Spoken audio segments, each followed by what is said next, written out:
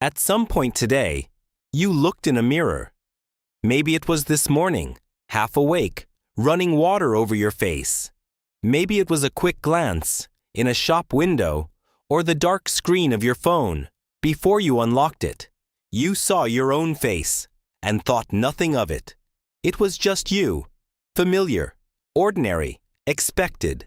But imagine a moment in human history when one of our ancestors may have looked into still water and for the first time recognized the face, staring back.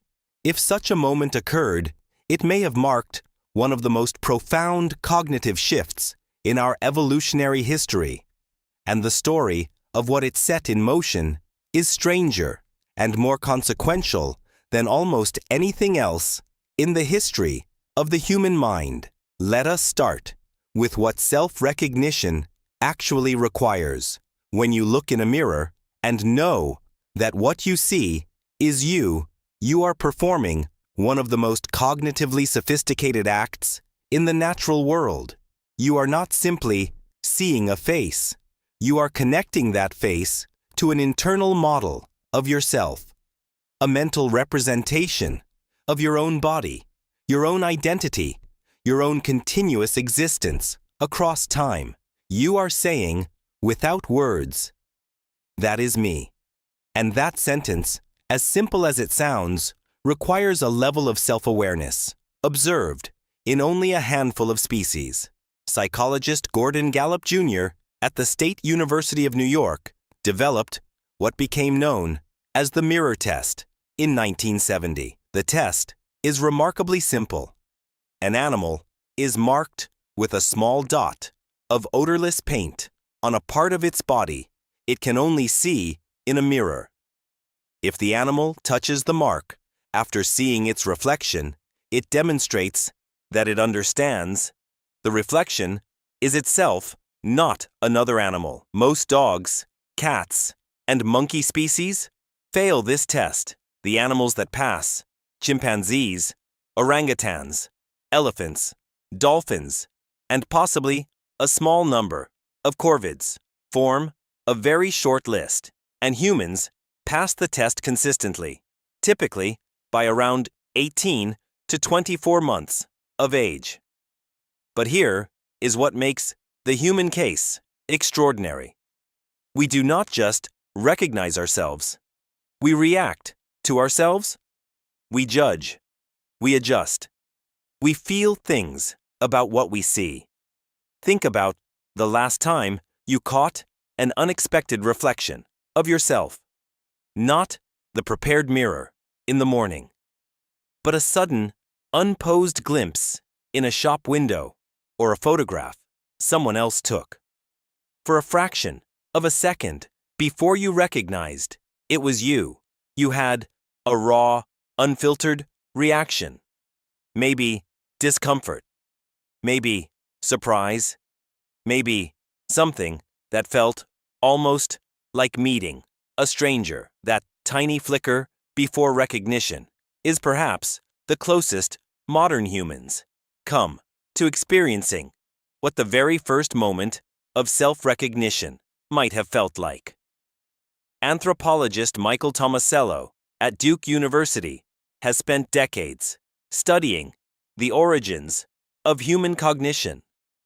And one of his central arguments is that the capacity for self-awareness and the capacity for understanding other minds are deeply connected. To know that you exist as a self, a distinct, continuous entity with your own perspective, is also to understand that others exist as selves with perspectives of their own. This is the foundation of empathy, of theory of mind, of everything that makes human social life possible. Because what does it mean to see yourself for the first time? Once you know what you look like, you can never unknow it.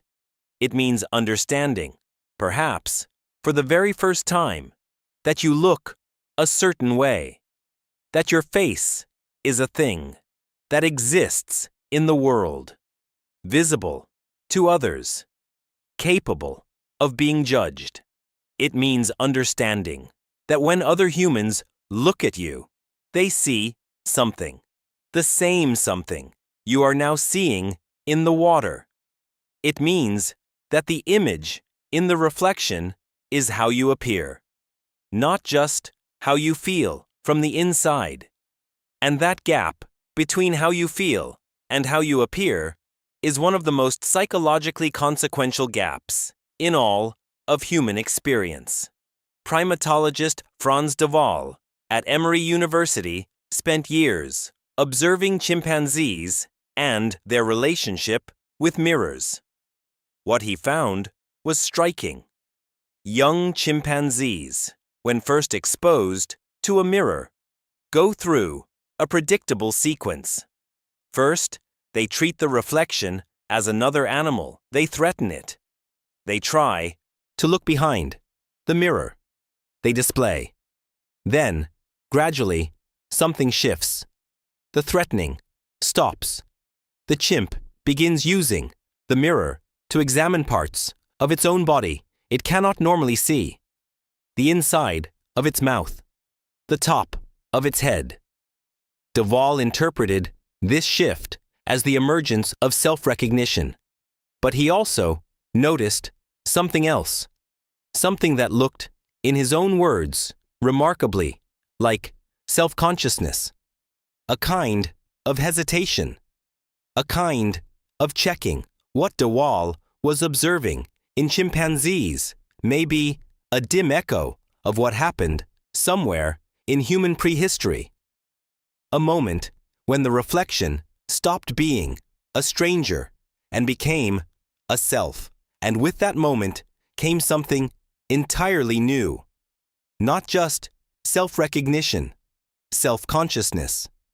The awareness that you can be seen. This is where things become deeply human, in ways that go far beyond cognition. Psychologist Mark Leary at Duke University has studied what he calls the sociometer, the hypothesis that human self-esteem is not really about how we feel about ourselves in isolation, but about how we believe we appear to others. Self-esteem, Leary argues, is an internal gauge of social acceptance. It rises when we feel valued by others, and it falls when we fear rejection. It is at its core a system for monitoring how we look from the outside. The ability to see ourselves in reflective surfaces may have made that system visible in an entirely new way. For the first time, a human being could see their own social signal, could check it, could adjust it, could worry about it in the way we now know humans worry about almost nothing else. Think about how much of human behavior is organized around how we appear to others, the clothes you wear, the way you walk into a room, the expression you hold when you know someone is watching, the version of yourself you construct for different audiences. All of this, the entire elaborate architecture of human self-presentation, may have its roots in the moment our ancestors first understood that they had an outside as well as an inside. And there is one more layer. A reflection does not merely show you what you look like. It shows you that you exist, that you are a thing in the world, bounded, physical, mortal. Philosopher Ernst Cassirer argued that self-awareness and the awareness of death are intimately linked, that to know yourself as a self is also to know yourself as something that will end. Long before manufactured mirrors ever existed, still water, polished stone, and other naturally reflective surfaces may have offered our ancestors rare glimpses of their own appearance, and with those glimpses, may have come the same questions that have never stopped echoing through human history. Who am I? And somewhere on the still surface of a pool, in a light that no longer exists, a face looked back. And for the first time, someone looked at it and understood, that face is mine. That moment of recognition was also the beginning of every question you have ever asked about yourself.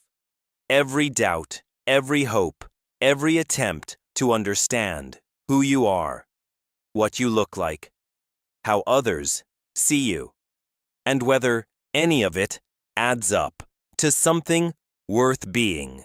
The mirror did not just show you your face. It showed you that you had one.